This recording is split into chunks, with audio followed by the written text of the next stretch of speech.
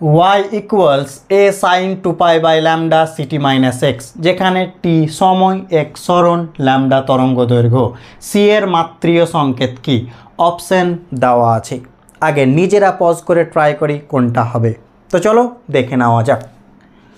তো একটা বিষয় সবসময় মনে রাখতে হবে, সেটা হচ্ছে কোথাও যদি প্লাস মাইনাস থাকে তার দুই পাশের মাত্রা কি হয়? সমান। কেন বলো? আমরা লিখতে পারি 3 কেজি প্লাস 2 কেজি একেবারেই লিখতে পারি, বা 3 কেজি মাইনাস 2 কেজি লিখতে পারি। কেন?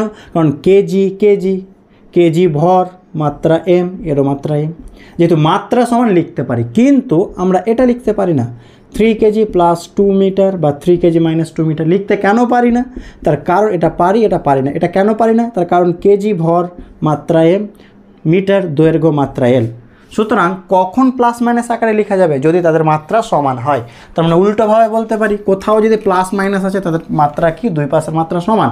তো এখানে ভালো করে দেখো, মাইনাস এখানে আছে, তার মানে কি সিটি এর মাত্রা আর এক্সের মাত্রা কি হবে? সমান। তার মানে সিটি এর মাত্রা মানে এক্স এর মাত্রা। তাহলে সি এর মাত্রা মানে কার মাত্রা হবে? এক্স বাই টি এর মাত্রা, হ্যাঁ কি না? তো এক্স মানে সরণ, সরণ এল, সময় টি, তাহলে কত হয়ে যাবে? L T inverse. Option C is correct.